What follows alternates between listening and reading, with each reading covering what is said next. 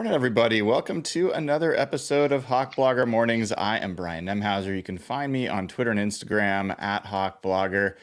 Here we are, episode 227 of Hawk Blogger Mornings, and every other Wednesday we get the absolute treat to talk to Seahawks legend Big Ray Roberts on Big Ray's Rewind. Ray, good morning, man. Good to see you.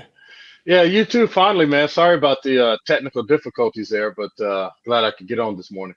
Yeah, me too. And it's a bye week, it's election week, a lot of stuff going on. And as I put in chat, and as I'll just remind folks, I think people are pretty good about this, but people tune into sports stuff to not think about everything else in the world. So we're not going to talk politics. And if you can keep that out of chat, I'd appreciate that as well. We'll focus on the Seahawks. There's a lot to talk about there, and we'll go from there. Ray, I want to talk to you about this game. I do want to revisit this game, and I want to hear your thoughts about it.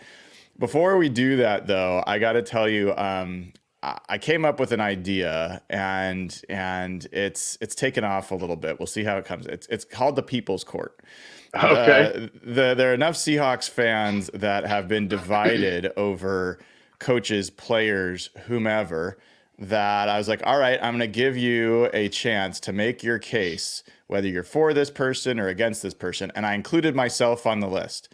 And just so you know, as of right now, we've got 11 people that have responded, and we've only got a prosecutor against me. There's nobody that signed up to defend me so far.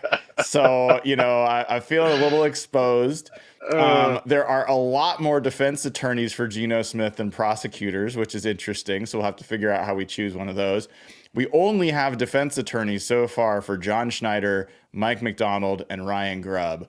So, looking for a few prosecutors on, John Schneider, Mike McDonald, Ryan Grubb. May need another prosecutor or two on Geno Smith.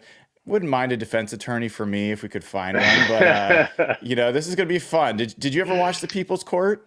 Yeah, I watch all those court shows from time to time. we're gonna have some fun with it. Hopefully people take it in good spirits, Right. and get some of the energy out of the fan base who's been pretty frustrated. How did you take that game in this past Oh weekend? gosh, it was hard, man. It was hard to watch because you could see there were some good things that could happen. Especially on offense, like they were kind of having some success running the ball and finding some space. It's not like they were gashing them, but it just seemed like in the moments where either Geno needed to show up big or bigger, or the running game needed to show up, it failed. The offensive line kind of failed in that too, and then. Defensively, I thought they were playing good football. I can remember early in the game, Dave Wyman and I used to coach together, and on defense, he would always tell guys, sometimes you have to be a traffic cop, and so you're directing people to where the bad guys are. And early in the game, they were doing that. They were doing a really good job of keeping the running game contained, setting the edges, filling the gaps. The flow was all good, so I felt really good about the step that the defense took. Is they just kept getting put in some tough situations. And then, when you look at player to player to player, unfortunate that George Fant went out pretty early, and Mike Jarrell had to come in, and then he struggled. They had taken the training wheels off the guard spot and given it to Bradford, and he struggled. The snaps were still all over the place. It was just and then Geno, under a tremendous amount of pressure, trying to be the offense.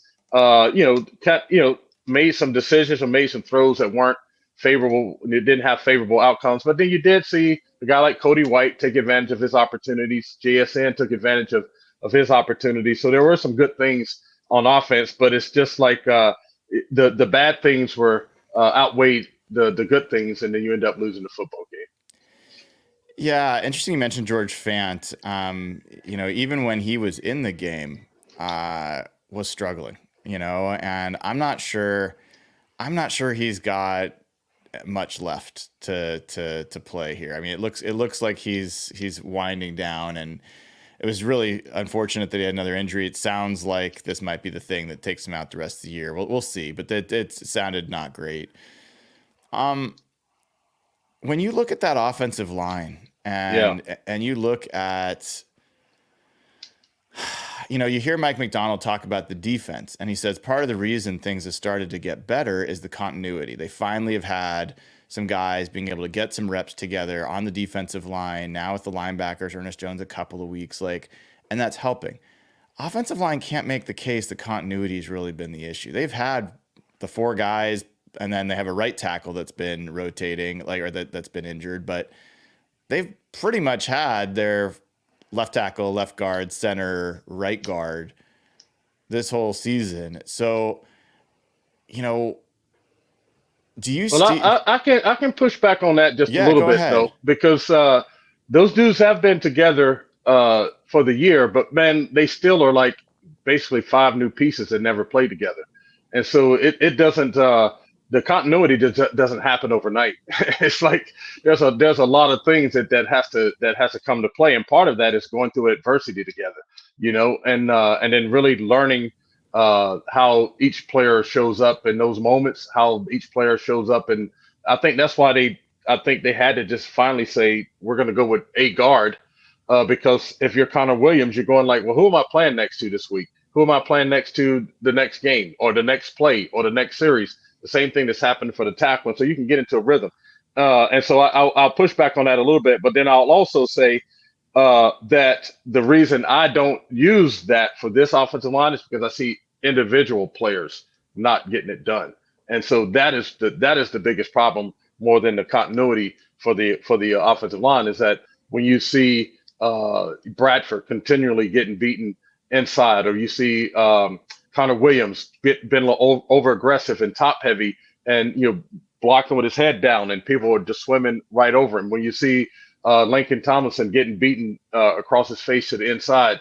Like those types of things that just keep popping up. That's not a continuity thing. That's either they haven't figured out why they need to do it the way they need to do it, or they're not bought into how they need to do it, or they just cannot do it. And so I think that discovery phase for the Seahawks during this bye week is going to be super important. And because to me, at the end of the day, I think that's the biggest issue with the whole entire team and coaching staff and everything. Yeah, coaches that haven't coached together, haven't been through adversity together, haven't coached on this level together, and then you don't have enough of a preseason to really discover what you have in a way that you feel really confident that it can show up consistently, especially when you're trying to do the types of things on defense that they're trying to do on defense, and then trying to figure out the offense. And this whole discovery, I think Robert Turbin was on our pregame show a couple weeks ago, and he phrased it that way, and I thought it was a cool way to put it.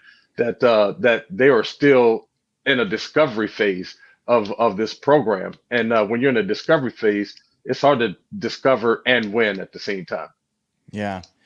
Yeah. I mean, there's obviously not a shortage of issues on the offensive line to talk about. And we're going to talk about more in the offensive line, but since that is a primary area of concern, I want to Yeah. start there. Right tackle, you have to hope maybe Abe Lucas gets back and maybe he's something close to what he was before he Right. got out, right? But you've also got, you mentioned the both guards have struggled, Anthony Bradford especially. And then Connor Williams has had some challenges blocking. He hasn't been perfect. I don't think he's been a disaster. If you feel differently, feel free to say so. He's definitely had some issues, but I don't think he's a disaster. But he's got this snapping issue. And Hmm. this isn't new. This is something he had before in other stops. It's something he had in preseason and training camp. And I'm just curious. And then there's penalties as well. Right. And so I want to kind of take those as separate items with you, starting with the snap thing. I know you weren't a center, but is that something that there's a reasonable expectation that there's a way that that'll get fixed? Or is this just what you're dealing with if he's your center? Well, I did play center in high school. Okay. I played center, left tackle, outside linebacker. I played it all. But I will say this: I think it's the makeup of the player that he has to kind of reel himself in. He is an excitable type of dude. And so you can see it in the way he plays. Like sometimes he's kind of under control and he's cool and calm. but then there can be times in the game where he gets like overzealous, and that's when he tries to. You can. It's almost like he's like biting at the bit to block somebody, and then you're a little bit out of control, like a quarterback that is like really jacked up at the beginning of the game, and he's overthrowing the ball or throwing it too hard, and you got to get him to bring it down.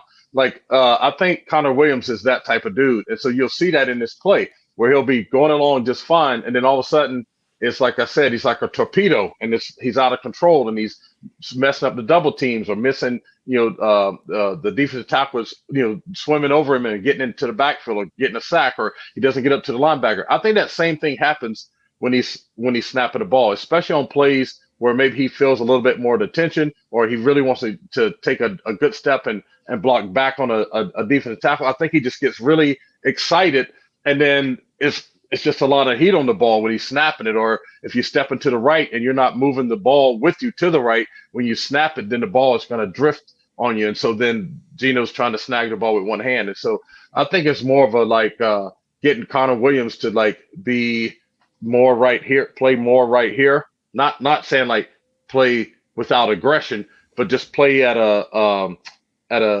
his own internal speed to where he can still snap the ball and not put it in harm's way. I really do think that's what it is. It's not a matter of getting more reps in practice or stand before practice, after practice. I think it's just a mental thing for him when he gets a little excited because I see it show up that way in other parts of his game. Interesting. Yeah. And, my head kind of goes to, some of those sports ticks that come up, especially in baseball, where someone can't quite throw it without a hitch or something like that, Mm-hmm. where there's these things in athletics where you just get this muscle memory and it just comes up and it's just, those are really hard things to work out if that's the issue. But I'd be hopeful that what you're saying is the issue. Yeah. Well, the only Wondering reason why it hasn't been addressed at this point, if it's that straightforward. Well, it's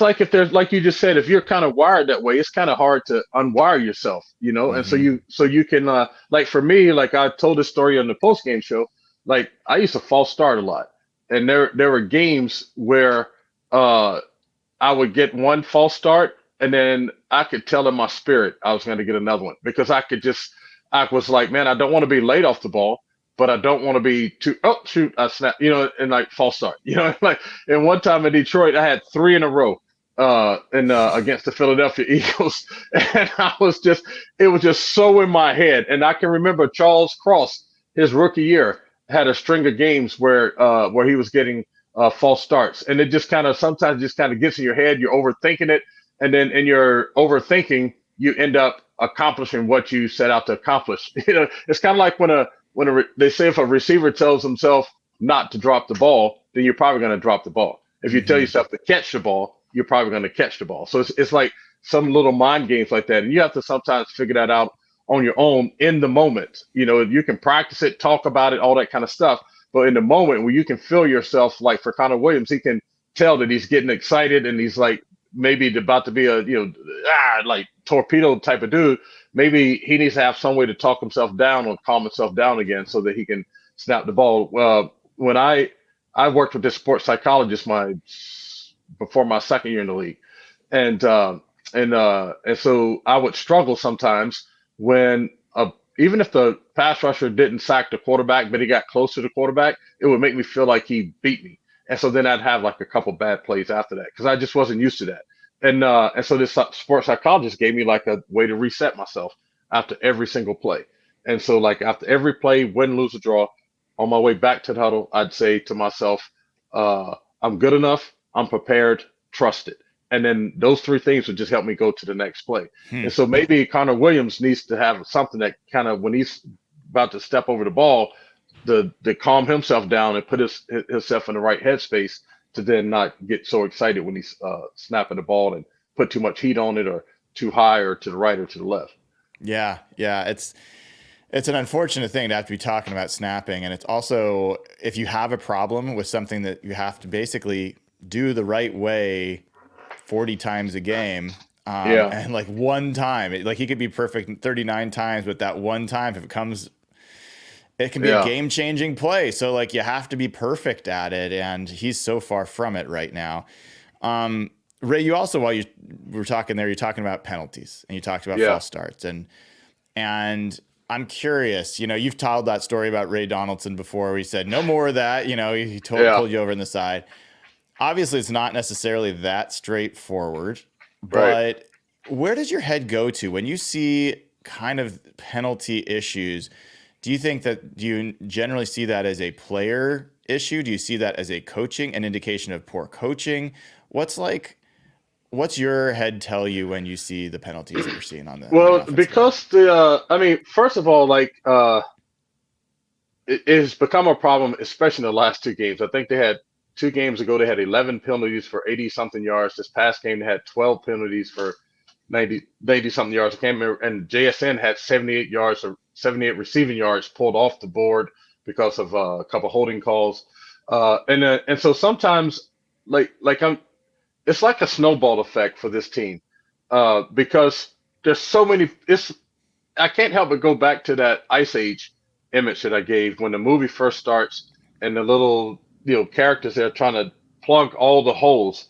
And man, you're trying to plug the holes, the iceberg is still moving, And so like for the Seahawks, as they're trying to plug all these holes, the season is still moving. The end of the year will be here super fast, and then and you got to win football games. I do think that some of the penalties come from like almost like a panic mode. Like, gosh, dang it! Like I'm trying so hard. I don't want to mess up. We got to make this thing happen. And then you grab someone, you hold them, too long, or you feel like you're getting beat in the secondary, and you kind of grab just a little bit, like you're trying to be a little bit more sure of yourself. I don't think it's a matter of coaching or whatever. I think it's just a lot of people trying to be the stopgap, and you're trying to do all that you can, and then trying to do all that you can, then you end up, sometimes that comes back to bite you because you go a little bit too much or you're trying too hard, and then that's where the mistakes come. Versus just saying, I'm going to trust my technique, I'm going to trust myself in this moment, I'm going to trust what we're doing. If I give up a sack, like live to play another day, like that type of thing. And so I don't think that it's a coaching issue. I don't think that it's actually a player skill set issue. I think it's a in the moment trying to stop the bleeding issue where you're just grabbing at everything, and some things just tend to get worse when you do that. With some of those penalties, like holding in particular, it comes back to me in some ways to what you said earlier. That's the issues with the Seahawks offensive line is a lot of these guys are getting beat. Like Yeah. they're getting beat, and I don't know if this is true, but I would guess that players that are winning their reps hold less often than players that are losing their reps, and that can kind of lead to some desperation, Yeah. grabs that might not happen otherwise. Well, I'll put it this way. I guarantee you, probably on every play I've ever played in my life as offensive line, you're holding. Like it just depends on if they when they want to call it and where they want to call it. And so, but what holding usually happens um, when your technique isn't so good. And so, like, let's say you're Mike Jarrell and you're just a hair late off the ball, and now the dude has kind of you never want the defensive defender to get shoulder to shoulder with you. Uh, and you'd be a step behind because they say if they're even, they're leaving. And so then in that point, your technique isn't going to save you. You got to figure something else out. So you tend to reach out and you reach out and grab. Or if you're like a young, like my son at Portland State, when he watches a pass rusher, he's watching his whole entire body. And it's like if you do that, your tendency is for your hands to go wide and you just want to grab him because you're just trying to stop everything versus going, I'm just going to zero in on the 5 and the 7. And that's what I'm going to punch. No matter where it goes, I'm punching the 5 and the 7. So sometimes you see the whole person and you see the arms and the hands and the head and like the shoulders. And then you're just like, let me just grab everything. So you get a holding call that way. In a secondary, if a guy's doing a crossing route and he has just a little bit, it's so hard not to grab the jersey and try to pull yourself or slow him down. Just a kind of a natural reaction that way. So that's kind of where it comes in, and a lot of times it's the technique that's breaking down that's causing the penalty, and on the offensive line, man, that has just been an issue. Like even on some of those short yardage plays, and one of the very first videos I ever showed here was like just this much difference in your step makes a huge difference on all of those third down plays, the guys that got beat inside all stepped underneath themselves, and it's like so you're and all of them were already um, the defensive defender was already, especially on the backside, already shaded to the side of the play. So now if you step underneath yourself, you're a step and a half behind versus stepping towards the player where maybe you're only half a step behind, you can get your head in front. And so different that little bitty technique thing can make a big difference and could have been the difference in them gaining half a yard and maybe scoring a touchdown to win in overtime. I'm curious, Ray. I assume that if I asked you, if you could assemble an offensive line and prioritize the positions that you could only have a few good players, where would you want them? I assume that you'd say the tackles are the most important part of the line. Tell me if you feel differently.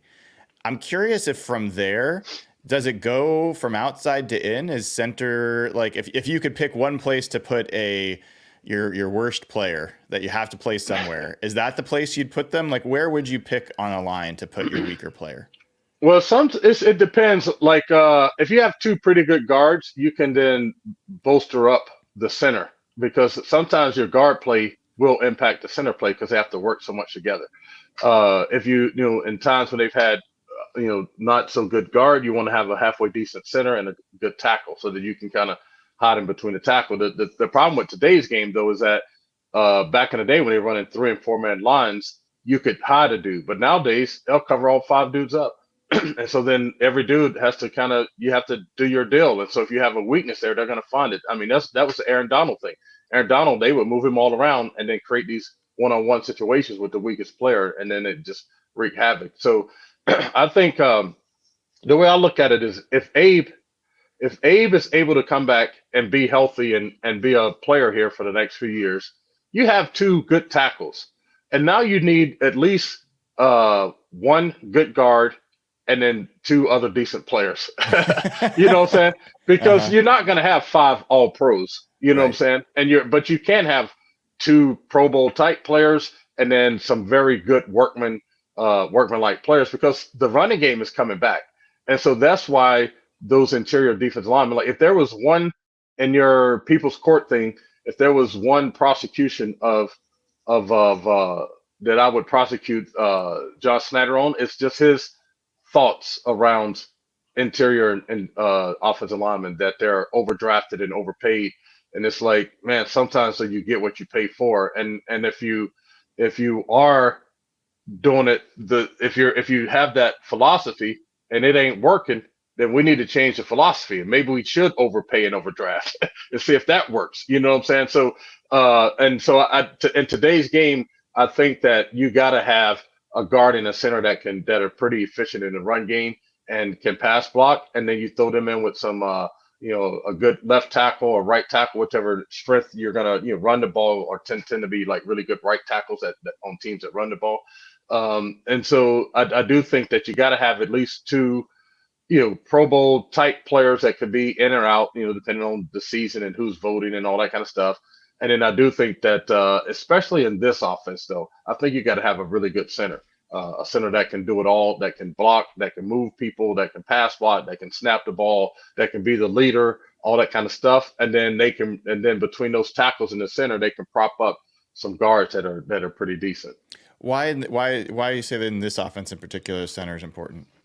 Because it seems like the center in the run game is a big part of their run blocking. Like he's either blocking back or he's part of the double team on the front side and having to work up to the linebackers. And so you get like some centers that are good at like getting in on the double team, but they don't have the athleticism to go up to the next level. Or you have guys that are can get up to the next level really smoothly, but then when they get there, they get knocked back. Like I forget who the center was here last year, but he was really good at like sliding up to the second level. But a lot of times his jersey was coming back towards the running back. He's getting knocked back. And so I think in the middle of the offensive line in the run game, especially when we run that split zone, pin and pull, inside zone stuff, the center has to be really, really strong in that. And so that's why I say the center in this offense. Um, One of the things I'm curious about, Ray, I think you saw my tweet on this. there's not, I mean, the Seahawks trade deadline went by. They didn't make any Right. deals. They didn't add anything more. So we got what we got for the rest of the year, likely. There's the snapping problem you've got at center. You've got Anthony Bradford, who just has not been good enough at right guard Mm-hmm. and does not seem to show signs of getting better. You are going to get Abe Lucas back. Hopefully he stays back. Hopefully he's good enough. But that's your one hope at right tackle. You're down to one Right. hope at right tackle. Yeah.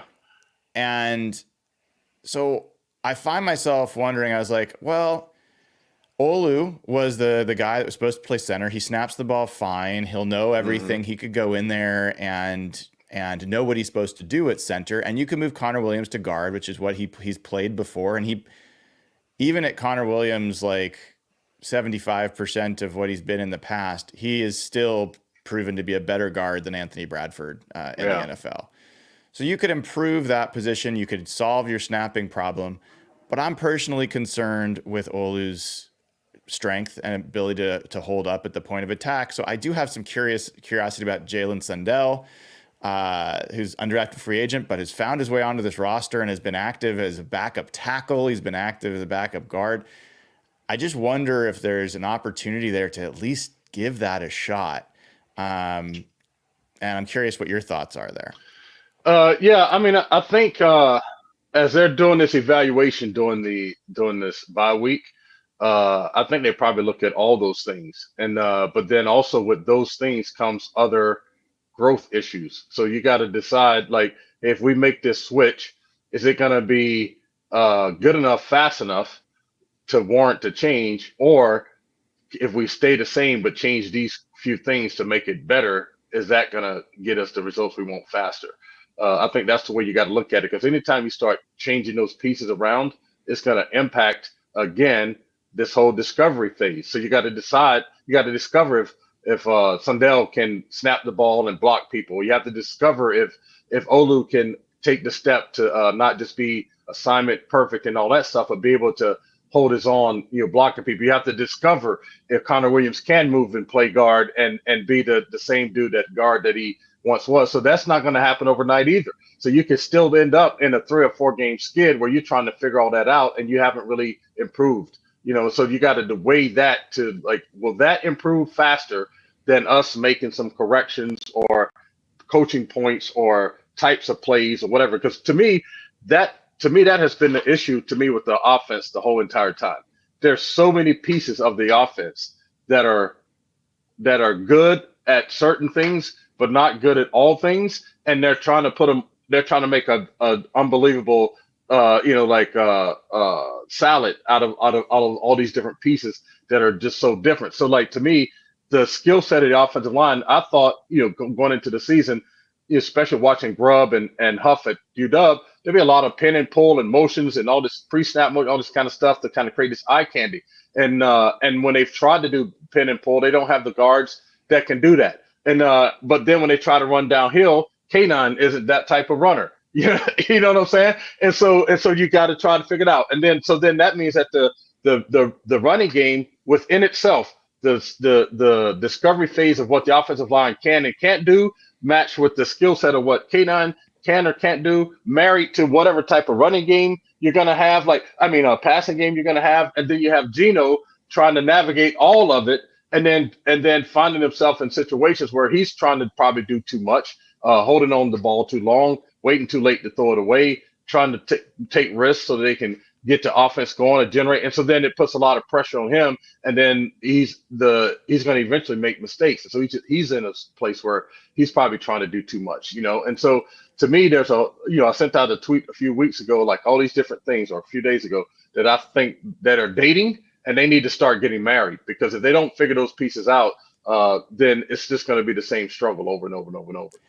Yeah, that makes sense, Ray. I guess one of my counters to that would be, in terms of a thought process, is I think you've discovered enough about Anthony Bradford. I think you've got enough from last year to this year. And even if you just look, like, I manage people, different type of work, but still you're in whatever profession you're in. And if you're a manager or you're responsible for who's in, you're responsible for also assessing whether they are making progress and whether they're going to ever reach what you need them to reach to do the job Right. well. And there should be enough. There should be enough on film for them to know what he is. I don't see that trajectory. Maybe they do. Maybe you do. I'm like, I would choose the unknown. I would choose a discovery process about something, especially about a player like Connor Williams, who has played the position and has already played it at a level that is higher than what Anthony Bradford ever has in his time. I personally would be like, I'd rather see that. And even if we're damned by it, we're already damned by what we've got. So that's Yeah. that's where I am a little I'm almost more concerned with, yep, we're just going to coach our way through this. Anthony Bradford's going to start making pass blocks that he's never made before. That feels like throwing, sunk cost fallacy. That's like throwing good money after bad in my mind. And that's Yeah, what well, I'm a I little mean, concerned the about. only difference I would say is that, in the workforce you can fire somebody and get somebody, in 90 days. You Yeah. know what I'm saying? Like they're like right now you're like we're sitting here trying to figure out like who do you turn to, and so Yeah. you're turning to what's left in the locker room. You can't go out at this point Mm-mm. and find somebody else. You can't fire them today and hire somebody next week. Like you can't do that. You have what you have. And so then you have to decide as a coaching staff, like I said, would it be better to make this change? And then in that change, the discovery phase of it is going to result into something, but we may still lose football games the same way. Mm-hmm. Or is it easier to say like dudes are where they are. They know what it is. How do we then motivate coach? Like I used to tell, and I agree with what you're saying there too around the whole thing because when I coached high school football, I would tell our coaches there's no need to be screaming and yelling. Like if you're coaching up a person and you find yourself screaming and yelling at them, that's an indication that you need to change how you're coaching them. Like, so maybe they're not understanding it that the way that you're coaching. So find another way. So you're going to give them a 2 or 3 different times to do that. And then if they're proving that they can't do it, then maybe we just need to find another player because we don't need to scream and yell at people. That's not coaching. You know what I'm saying? And so that was kind of our process. Like I would put it on our coaches to come up with the different ways to figure out how to motivate or coach this person versus just automatically saying the player can't do it. Maybe just the way he processes information. But after a couple of times, like you said, like you've discovered that he's going to keep showing up like he is, then maybe you need a new person. And the only thing I'm saying is in this situation, there's only like a one or two options, and so you have to go Exactly. like, are those one or two options? If we make this move, how soon will those one or two options start to pay dividends? Because Connor Williams hasn't played guard in forever, and it's not like he's been lighting it up at center. And then Sundell hasn't even taken a snap in a real football game. Olu has been in the game, and not that he's gotten crushed or whatever, but he hasn't really shown you the type of dominance that you want from that position. So you got to like figure all that stuff out, and then that can because then that has ripple effects too. Like that's going to impact the right tackle or the left tackle or the left guard. Like there's so many other pieces that's going to impact it. You got to take all of that into consideration before you make like a wholesale change like that. Yeah, I agree. I get all that, Ray, and where I end up is I'm skeptical that the snapping issue is going to get resolved with Connor, so that's going to be coming with you. I'm skeptical that Anthony Bradford's going to get better, and so if the option is to stick with what we're doing or to try something that might be even worse, at this point, I'm like, Yeah. let's see. Well, If you learn something about Olu Timmy or you learn something about Jalen Sundell, that's the other thing that you get here. You might discover something that helps you make your plans for next year, for your offseason yeah, about yeah. like, okay, who knows? Maybe Jalen Sundell is one of those guys that you stick in there and you're like, okay, this guy could be a league average center. He can do it for us. He doesn't have to be great, but he's fine. And that's a big deal. But anyway, we've talked about offensive line for long Yeah. enough, Well, probably. the last thing I'm gonna say about that though is like Yeah, I'm not saying that they shouldn't look or think about it, but I'm just saying it's not as simple as that either. there's a lot of It's downsides. especially because there's so many other pieces that are impacted by that one move. So like if you're trying to get if you're like on an assembly line and and I'm responsible for putting the carburetor together. And then right after that, like somebody's throwing on the transmission, but I'm like a little jacked up on how I'm doing the carburetor. It's gonna impact how someone is doing the transmission. And so when you look at these changes, you can't just look at the changes as a one-to-one change. You got to look at how it's going to impact the rest of the offensive line. You got to look at how it's going to impact the winning and losing, all those different kinds of things. So it may not be as simple as just like, oh, well, I've seen that, so let me change it out. Because maybe what they've seen in practice is the reason they haven't done that. You know what I'm saying? And so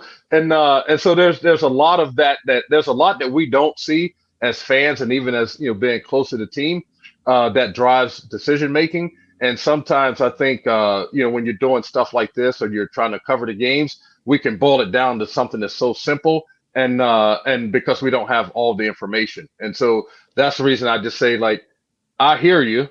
It's not that simple. I Yeah. don't know. I don't know if that is the answer, but I don't know that it's not the answer either. Yeah. But it's just not as Yeah. simple as like going.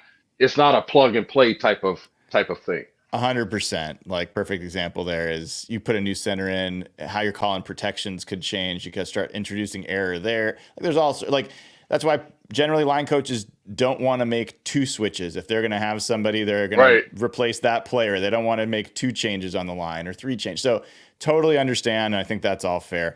We've talked about the offensive line so long, and it's just because this is the thing. It's for all good. I'm Seahawks. with I you. mean, I'm riding with you, dog. oh my God. Let's talk about Geno Smith for a second, because I want to get to the Hmm. defense, which is good. There's some good things there, but Right.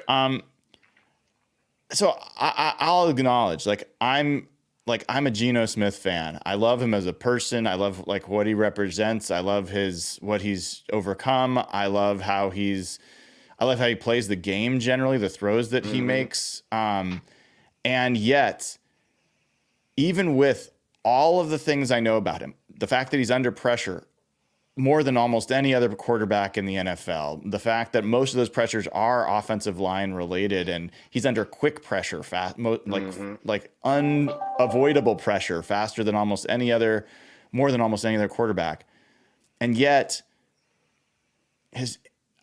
I see him putting himself in situations he doesn't need to put himself in, and then therefore putting the team in situations that the team doesn't need to be in, and making just absolutely crucial errors.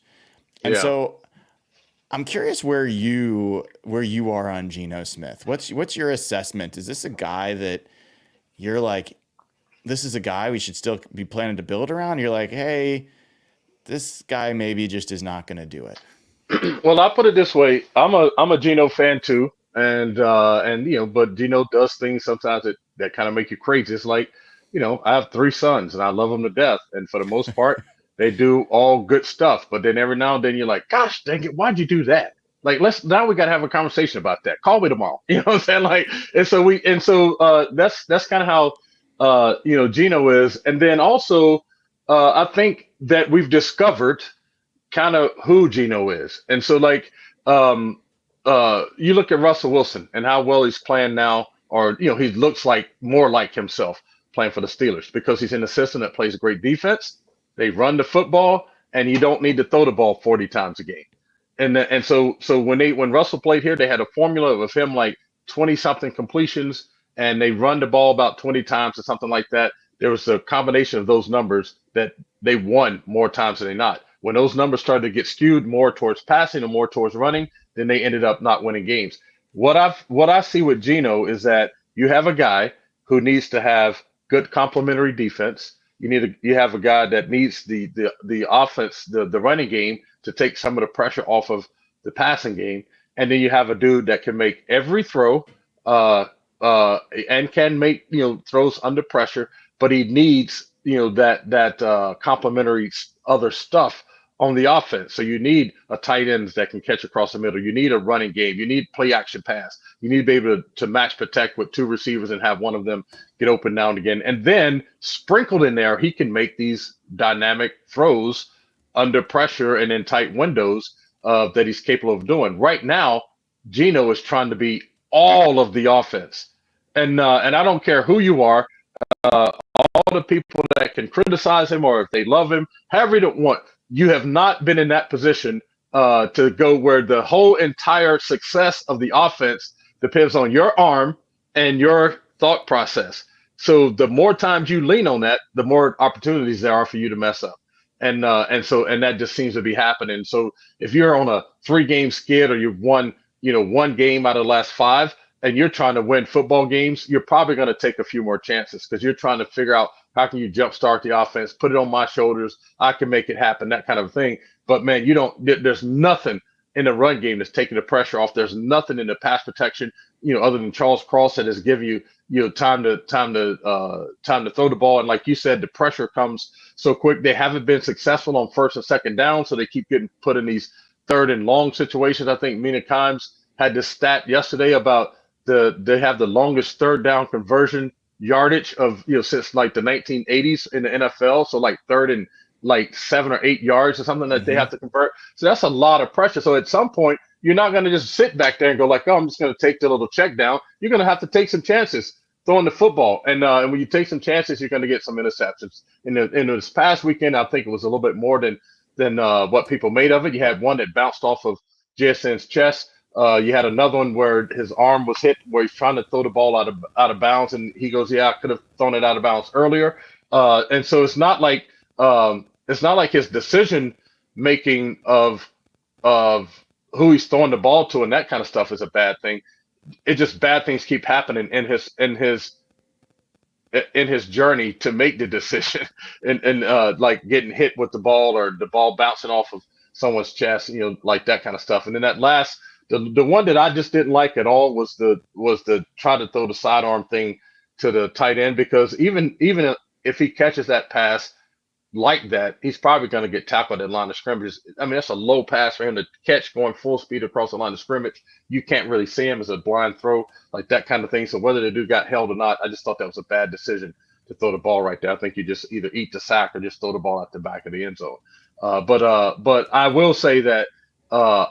When you talk about building around Geno, I don't know if building around him is the right way I would put it. I would just be like, build your freaking offense that works. Then you can decide whether or not that if Geno is the piece that kind of pulls it all together. Because right now he has no support from anything else other than if luckily JSN came through, Cody White had some good plays, but the game before it looked tough without having DK out there. So it's and so I can't be super hard on him, but I can be super frustrated like a parent is with a kid, who does really well, and then all of a sudden for whatever reason they get in-school suspension, or they failed a test, or didn't do a homework, or got had to sit in the hallway or something like that, and you get a little bit frustrated with him. I will say that that's kind of where I sit with Geno. Yeah, I think you said that really well, Ray, because here's the thing. That play where he gets his arm hit and it turns into a game-changing, interception return for a touchdown. On one hand, you're like, oh man, the offensive line's not doing their job. True. On the other hand, that's not new. Like he on a first down play inside the red zone there, he cannot let anyone get close enough to him to have that even be a possibility. Man, that's easy to say, bro. Well, you could tell. I'm just gonna say the same thing. No, but the whole idea that you can't let anybody get close, like that. I hate to say it, but that's like a tell me you have never played football comment right there. Like, because you're a competitor, so you're not gonna be like, oh shoot, here they come, let me throw the ball and get rid of it. Like, if that was my quarterback, I'd be like, get the hell out of there. I don't want you in there.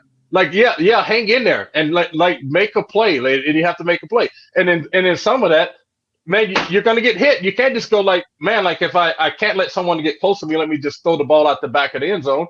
You gotta see if things are gonna develop. Guys make crazy catches. Like people can scramble and get open. You can scramble and get open. Maybe the guy tries to hit you, you make a miss, and then you have more time. So like you can't boil it down to just like, oh man, if they get close, don't let them get close. You can say like, hey, Geno's comment was that he maybe should have made the decision to throw the ball away sooner. Right. But that doesn't mean that you're making a decision to throw it away sooner because the dude is too close to you or whatever. Like I don't know, that comment doesn't sit well with me, because you're telling the dude like to be jittish, like to be skitterish, like, oh shit, here he comes, let me throw the ball away. Like, no, I don't I want think we're that for my saying I quarterback think we're either. saying the exact same thing. You just Yeah, maybe didn't like the phrasing, but the yeah, point being is the decision to hold the ball in that specific situation was not a good decision. Like objectively, not a good decision. And this wasn't blindside pressure coming that he couldn't see. He knew that he was trying to take a little bit extra time to try to create something. And part of the point that I was going to make there is if I'm talking to him as a coach or he's talking to himself about something to improve there, it's a lot easier for that to be a message that's received and to be acted on if you know you've got a running game that you can turn to. Okay, right. I can throw this ball away quickly because I have every confidence we're going to get it on the next play or the next play. We run, we're going to pass protect better on the next play.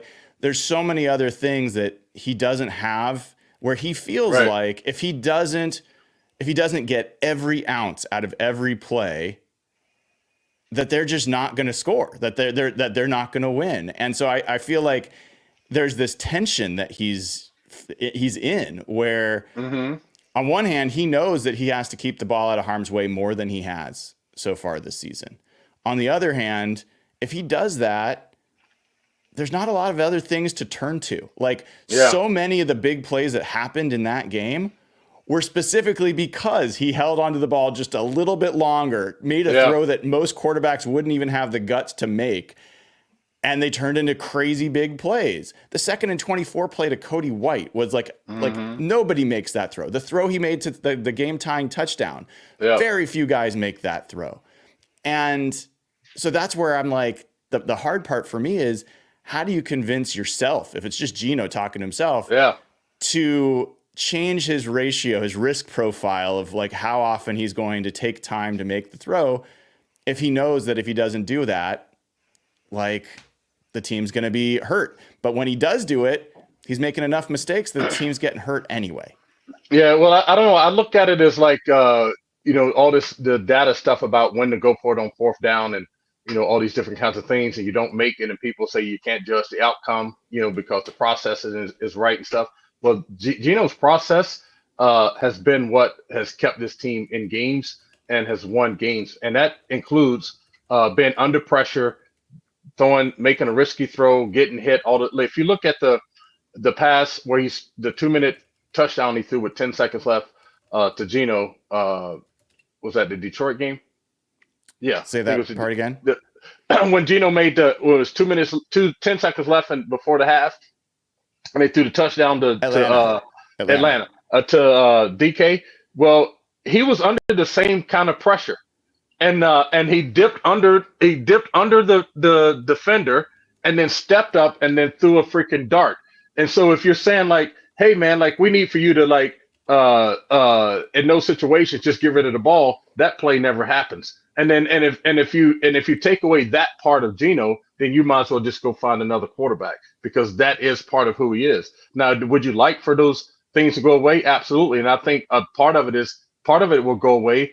Like you said, if these other things were playing better. But I think when you're in a situation where nothing is working and you have to win games by the quarterback throwing the ball, you're gonna have a lot of interceptions. You're gonna have a lot of situations that you're gonna go like, man, why did he throw that ball? It's like, well, then what is the alternative? If you're gonna come out of the stands and be the head coach, you tell me what play to call. You tell me what should we be doing right now when we can't gain half a yard.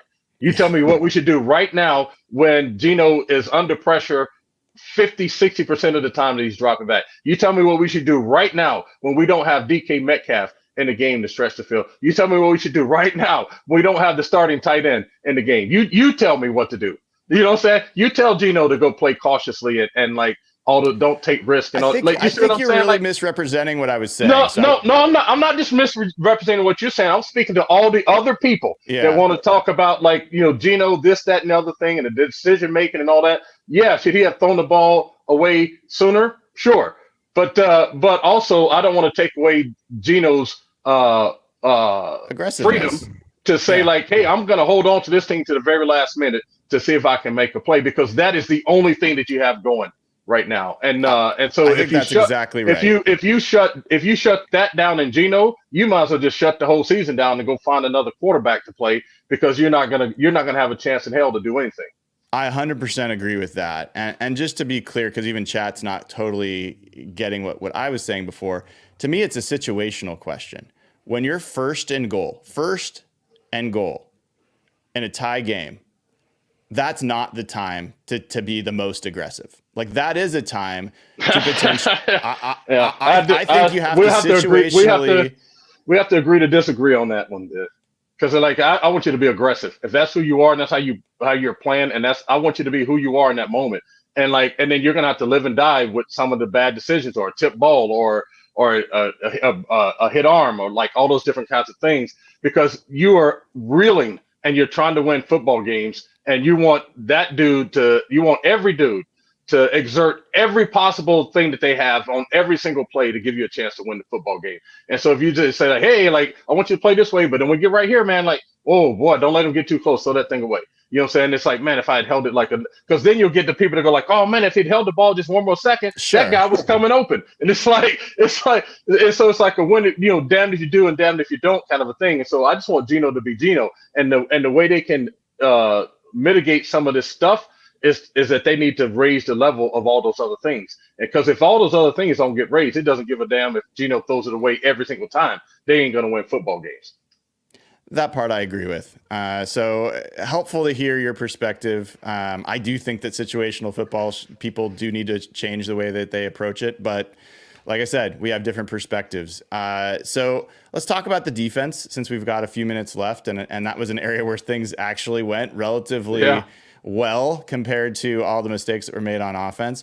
What did you see from the defense that changed from your perspective?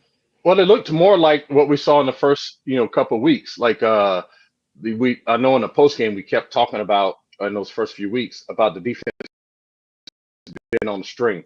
So like if the when the defensive end is setting the edge, then it pulls the defensive tackle in the right spot, that pulls the linebacker in the right spot, that pulls the backside, tackle into the right spot. And it seemed like they were playing that way. Because there were some plays where I was like, oh my gosh, if this dude cut this back, he's going to make a lot of yardage.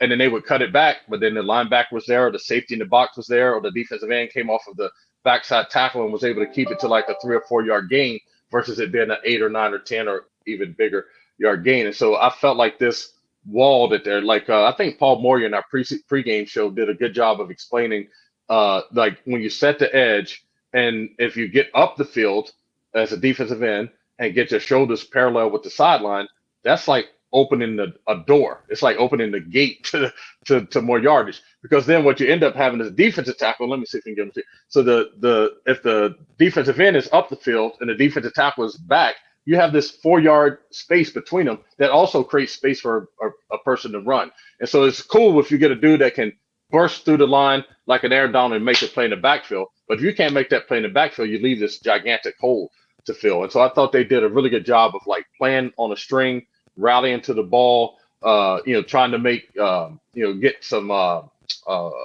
good game tackles and things like that. I was surprised at how well their tackles played our edge rushers. I thought we would get much more pressure from that. But I don't know. Sometimes when you're trying to like recalibrate what you're doing, you may not play at the same level as you're trying to figure it all out. So I don't know if that was part of their not being as effective, because I thought they would have more pressure on the quarterback that way. But I did think that they looked more like the defense that we saw at the beginning, where we're like, oh my gosh, these dudes are playing fast. They're rallying to the ball. They're all playing on the string, like that kind of stuff. And then it's just unfortunate they kept getting put in situations where they had to keep coming through and keep coming through and keep coming through. And then finally, the Rams make a play to win the football game. Well, one of the things it's interesting you bring up the edge pressure, because that was something I kept waiting for Mafe or Hall to break through. There's a couple of rushes from Hall where he was driving his guy back into the lap of the quarterback for sure. But I wonder, I'm curious. So they definitely made an adjustment to the front that they were playing. People call it a bear front or whatever you want. It doesn't matter. Right. But like they had more of their tackles kind of tightly aligned in the middle of the field. And that seemed to be helpful in run defense. I'm curious if that has any potential downside from a pass rush perspective. If your tackles are not next to your edges and maybe not like you're getting a little bit more one-on-one of the edge Well, rushers. it depends on like I mean, when you say bare front, that's a particular front. So that means that Yes. you have the center and the two guards are covered, and then you have the two outside linebackers. You essentially have a five man Right. front, and the reason you do that is that you want to have all five of those offensive linemen have to fend for themselves, because you feel like you have an advantage somewhere, and that's also been kind of like the defensive front counter to the spread offense stuff, so you can get more pressure on the quarterback. And some of the success of the edge rushers have come off of some of those games and stuff they do with the tackles, Hmm.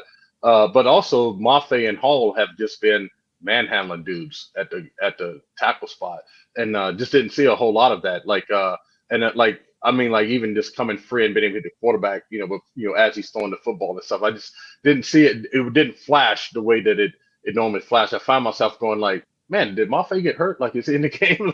Like that kind of a thing. And so that really surprised me. And I don't know if it had to do with the front that they've run, because they've run. I don't think that they changed up a whole ton of the way that they're running fronts and things like that.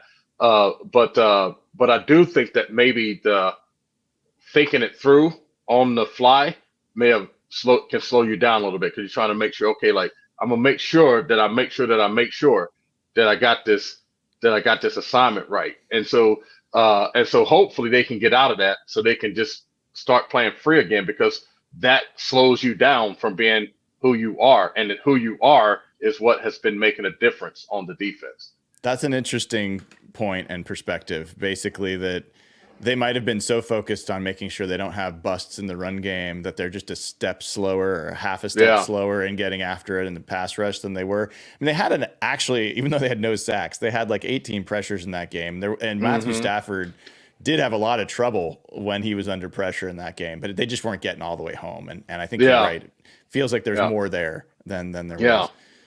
Yeah. I'm curious. And then Yeah, oh, go go ahead. ahead. No, but go ahead. No, I was just gonna say, and that's why, to me, like I've had this argument with with a lot of news media people around here forever, is because I remember Dave Wyman or Bob Skelton, one of those dudes, was saying that like how getting pressures are more important. And I'm like, well, it's more important until it's time to pay a person.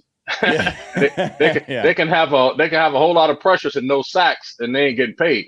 And then the difference between a pressure and a sack is that the sack ends the play. The pressure doesn't necessarily end the play. It just means that you put the guy under duress. But some players are great under duress. Geno's Hmm. has been one of them. Aaron Rodgers is one of them. Yeah, blitz them all day, and they're gonna light you up. And so sometimes the pressure thing is cool. It's a cool stat to have. But that's why going into this game, even for like a Byron Murphy and a Big Cat Williams in the pregame, I'm like, it's cool to have all the pro football focus stuff, but man, you got to get dudes to the ground. Like, this is a game where you got to sack the quarterback, where you got to tackle the running back. It's not about run fit and I executed my assignment. You got to freaking dominate your assignment and make the freaking play. Then, because that's what makes a difference. Like the pressures and all that, I'm sure like so many pressures add up to a sack or whatever it is, or like Geno's been under duress, all this stuff, but Geno's still been lighting people up most of the time, when he's under duress. So like the pressure's all cool, but at some point you get paid to get the dude on the ground. So you got to get the guys on the ground. Ray, last question for you. What are you hoping to learn? Like, what can if the Seahawks, let's say that they don't end up becoming the playoff team, or they don't have all the wins you'd hope they could have. What do you think is success for the rest of this year? What does it look like for the Seahawks if they have a successful back half of this year?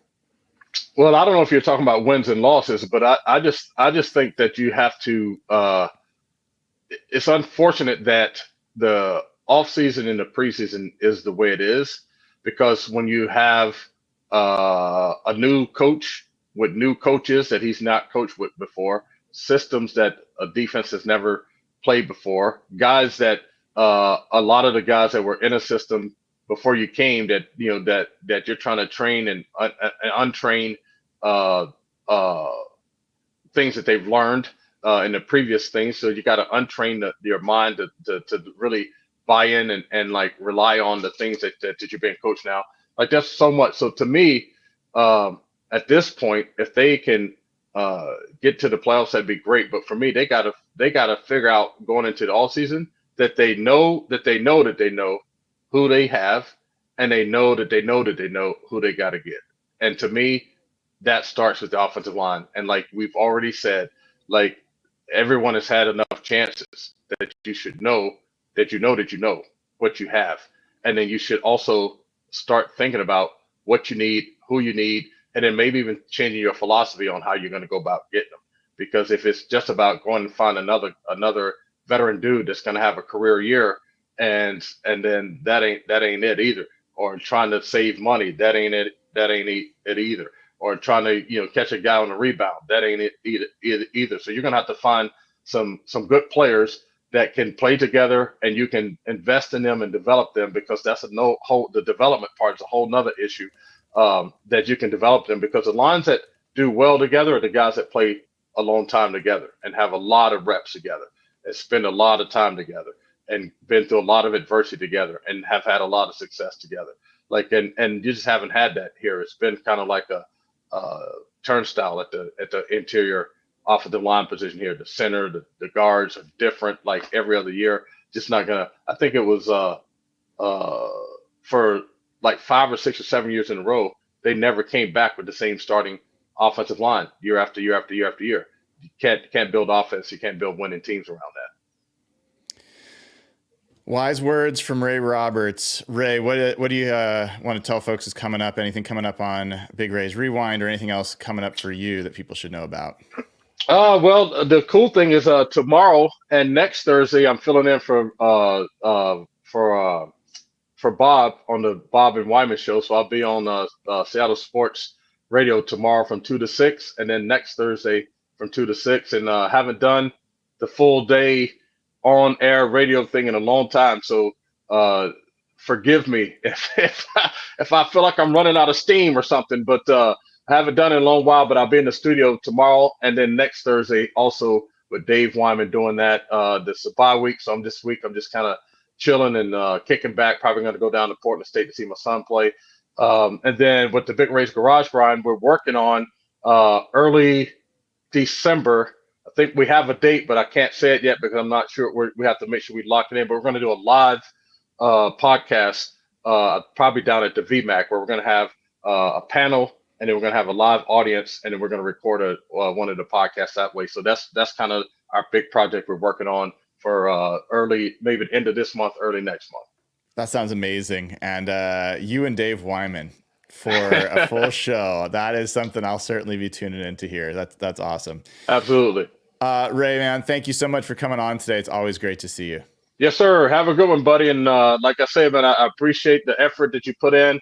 I love the show that you have. I love the way you've been giving back to the community and things like that. And I appreciate folks that are trying to learn the game and like knowing what you don't know, all that kind of stuff.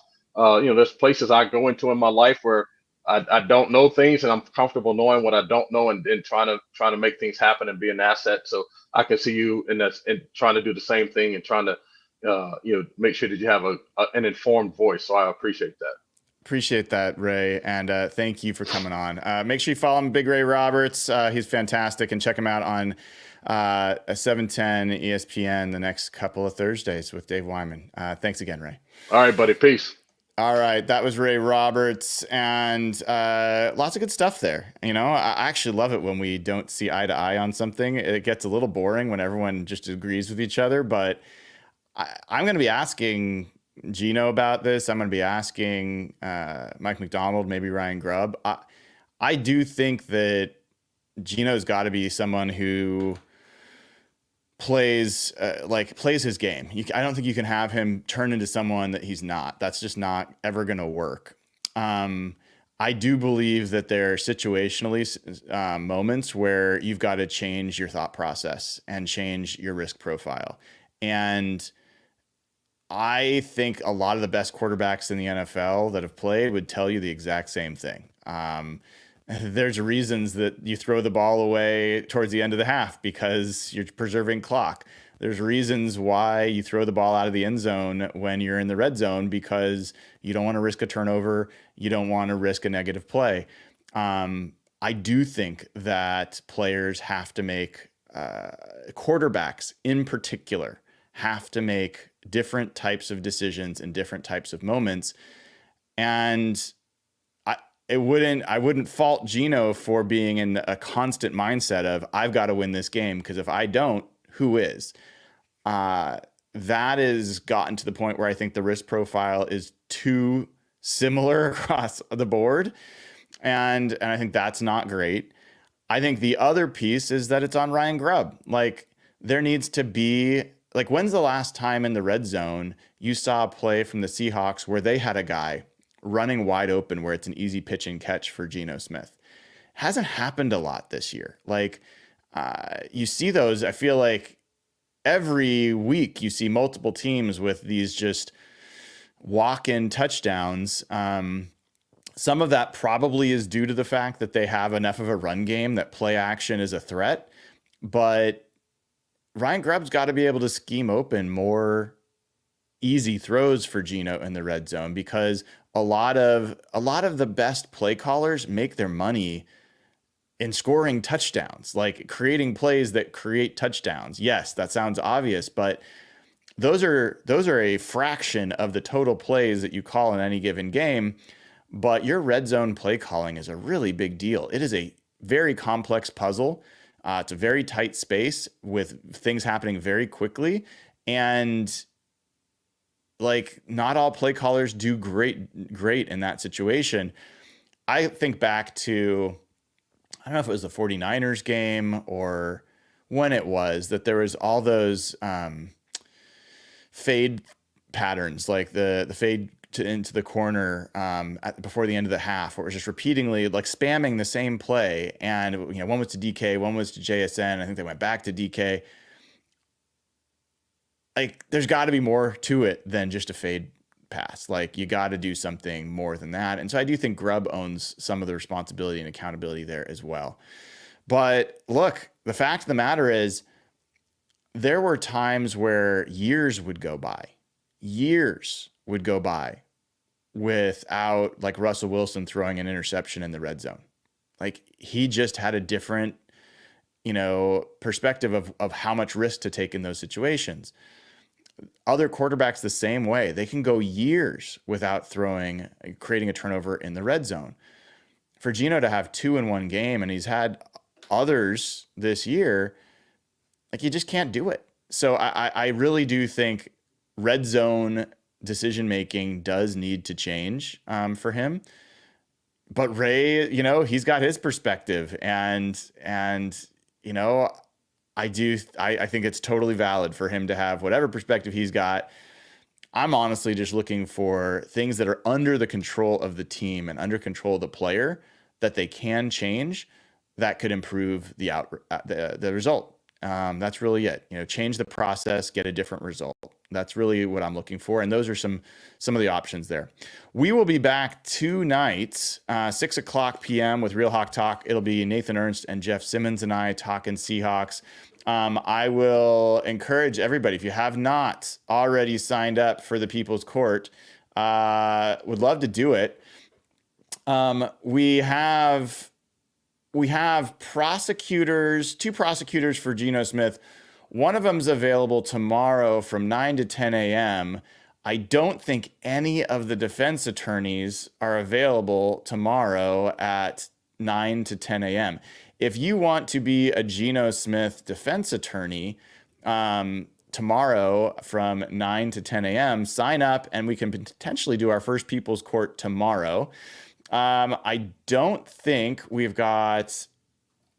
also do not have, we have a defense attorney for John Schneider tomorrow, could be from 9 to 10 a.m. And again, this won't be an hour. It'll be like 15 minutes of your time at most.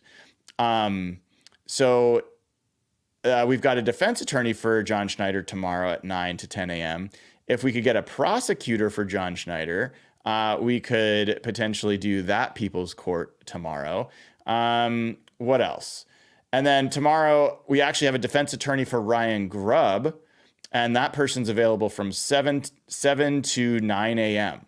So actually 7 to 10 a.m. So if we could get a prosecutor for Ryan Grubb, we could potentially do that tomorrow. So John Schneider, Ryan Grubb, or Geno Smith. We need a defense attorney or a prosecutor for Geno Smith. Basically, we don't have a. If we could get a defense attorney that's available from 9 to 10 a.m., it would be great. If we could get a prosecutor that's available from 7 to 8, or even 7 to 8 tomorrow, then we could do that as well. And then again, if we could find a prosecutor for John Schneider between 9 and 10 a.m. and a prosecutor for Ryan Grubb between 7 to 10 a.m., one of those, somewhere in there, then we could potentially do that. So give the show a like, click subscribe. The link to the People's Court application is on my Twitter. It's also in Slack for people that are Patreon, and it's in the chat as well. So let me just grab it one more time. I'll put it in chat one more time if people want to sign up. All right. All right. Here is the link for People's Court. All right, folks. Thank you so much for tuning in. Please give the show a like, click subscribe. And I will see you all tonight at 6 o'clock for Real Hawk Talk. Until then, I'm Brian Nemhauser. This has been episode 227 of Hawk Blogger Mornings. Take care, y'all.